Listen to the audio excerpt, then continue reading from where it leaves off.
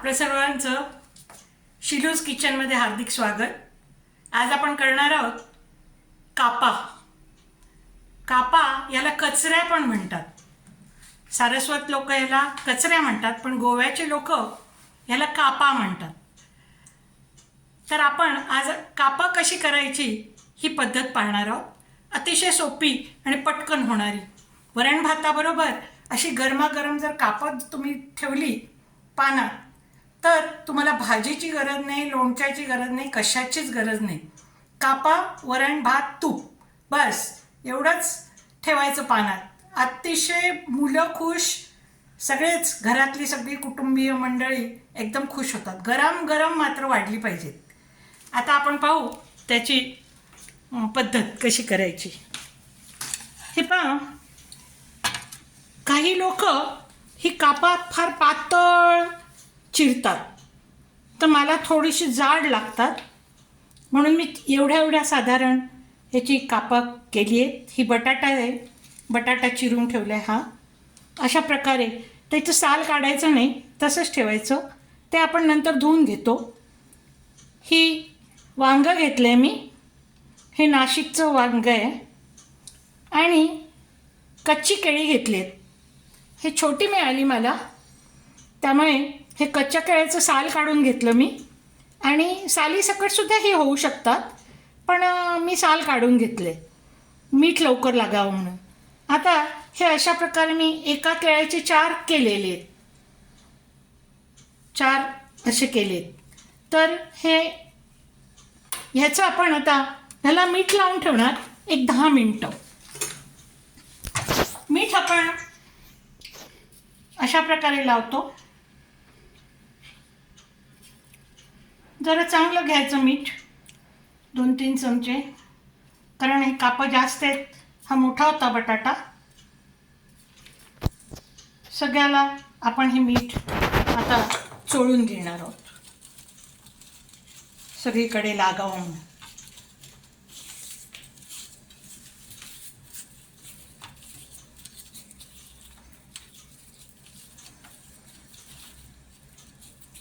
दहा मिनटं आपण हे ठेवणार, आणि नंतर मग आपण त्याचं पुढचं कृती पाहू। सगळीकडे लागलं पाहिजे ह्याची खबरदारी आपण घेतली पाहिजे, म्हणजे त्याला चव चांगली येते। मीठ आतमध्ये गेलं का त्याची चव छान वाढते। अळणी चांगले नाही लागत हे। अशा प्रकारे आपण ह्याला छानपैकी मीठ लावून घेतलं, तर 10 मिनटं आपण हे असंच ठेवणार। हा बारीक रवा आहे, हे पहा, आणि हे तांदळाचं पीठ आहे। तांदळाचं पीठ घेतलंय, हे रेडीमेड मिळतं, तेच वापरलं आहे मी, तेच वापरणार आहे। आता आपण थोडा वेळ वाट पाहू। आता आपण हे धुवून घेतलेलं आहे, बटाटे, वांगी आणि केळे हे आपण सगळं धुवून घेतलं आहे। परत मी थोडंसं मीठ लावणार आहे याला, किंचित।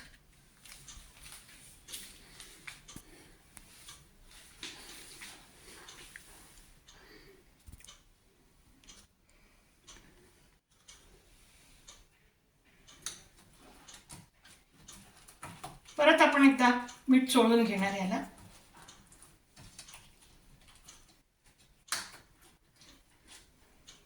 किंचितच लावायचं, जास्त नाही।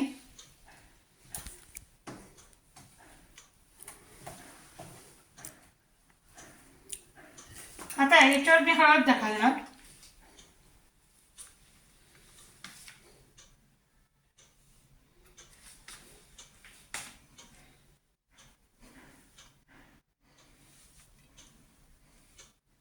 थोडी हळद घातली,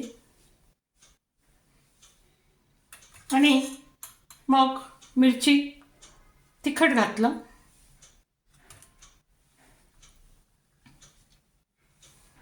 तिखट आपल्याला जसं पाहिजे तसं आपण घालू शकतो.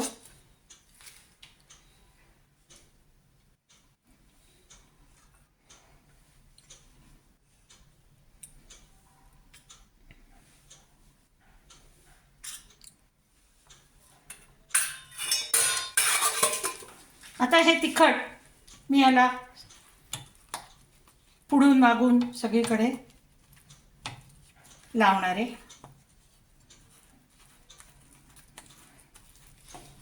हळद आणि तिखट.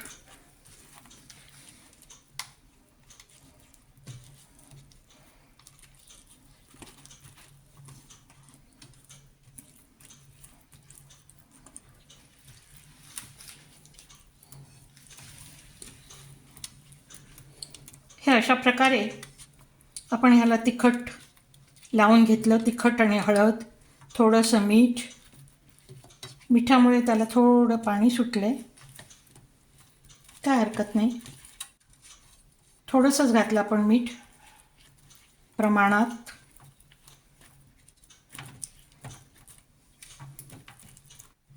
एक 2 मिनटं तिखट लावल्यावर आपण 1-2च मिनटं थांबायचं आहे.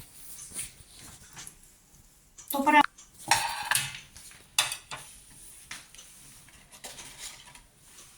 आता मी या डिशमध्ये रवा काढते.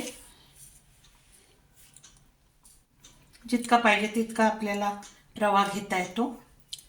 एक 3-4, मी एवढ्या कापांना 4 चमचे घेतले आहे. थोडं तांदळाचं पीठ 1-1.5 चमचा. मिक्स करायला पाहिजे आपण ते. मिक्स करूया. गॅस मोठा केलाय तवा गरम व्हावा म्हणून. तवा गरम झालं की मग मी तेल घालणार आहे याच्यात.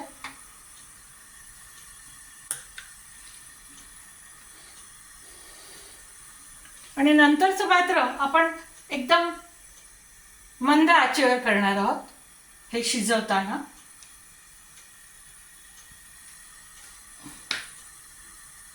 तवा गरम झालाय असं वाटतं मला. मी आता तेल घालते.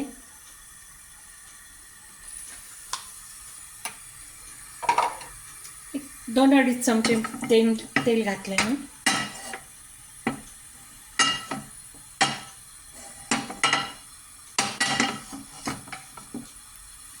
तेल चांगलं गरम करायचं आहे. तेल चांगलं गरम झाल्यावर आपण ही कापं त्याच्यावर लावणार आहोत. तर ही कापं जी आहेत ही मंद विस्तवावर छान होतात, चांगली शिजून येतात, पटकन होतात. आणि जेवायला बसलं, वरण भात वाढला की ही कापं लगेच सर्व करता येतात.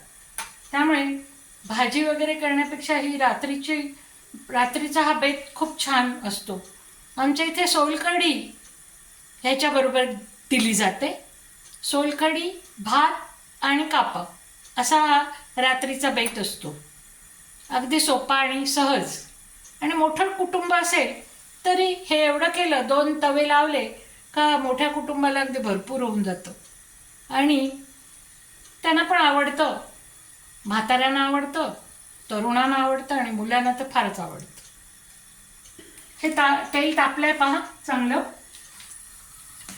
बटाटा जरा शिजायला वेळ लागतो म्हणून बटाटा आता ह्याला मी बटाट्याला हे जे मिक्स केलं आहे रवा आणि तांदळाचं पीठ ते आता मी मंद करणार गॅस आणि हे मध्ये लावणार.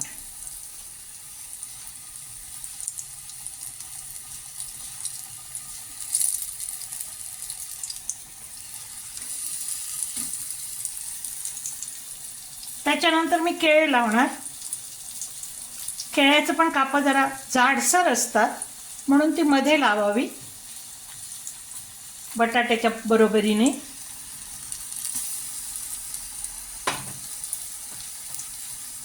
उलटी सुलटी कशी लावा तुम्ही.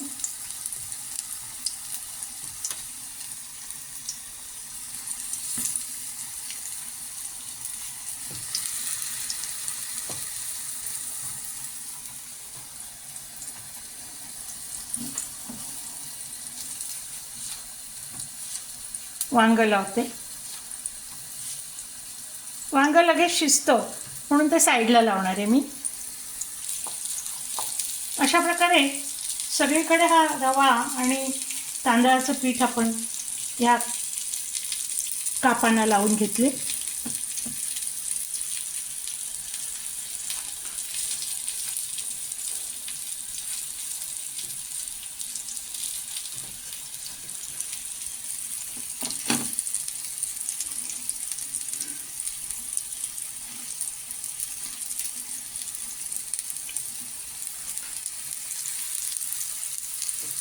आता ह्याच्यावर झाकण ठेवणार मी.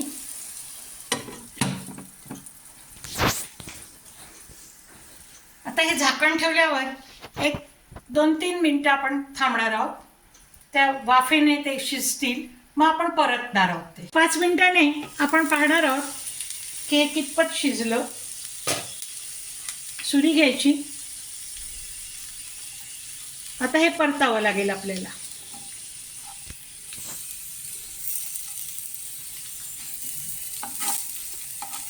नाजूक हाताने करायचं हे सगळं आणि मंद आचेवर करायचं. आपण जे तेल घातलं तेवढं पुरेसं आहे याला.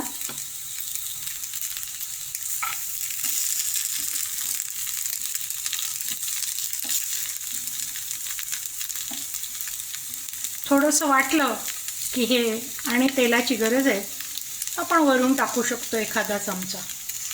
पण मला नाही वाटत याला गरज आहे. आता हे सगळं वाफेवर शिजून जाईल.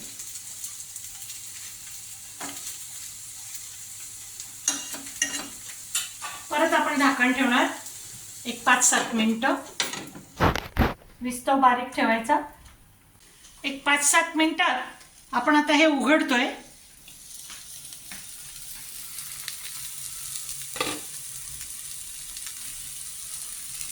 हे पहा शिजले छानपैकी. बटाटा पण छान शिजलाय.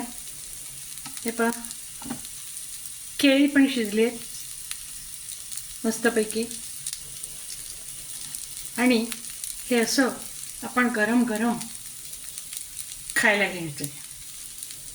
आता परत परतायची आवश्यकता नाही. तसंच वाटलं तर परतायला हरकत नाही, परंतु ते मोडायची शक्यता असते. आणि आधी खात्री करून घ्यायची की हे झालेलं आहे आणि मगच पानावर घेताना पसरट एखादं कायलिथा किंवा काय असतो त्याच्यातून काढायचं.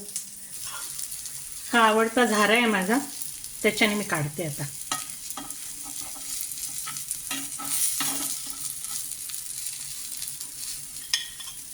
असं छानपैकी काढून पानात वाढावं. दोन्ही बाजूने हे शिजले. खाऊन पाहते मीठ बरोबर झालंय का. बटाटा हा माझ्या आवडीचा प्रकार आहे, त्यामुळे मी आधी बटाटा खाऊन पाहते.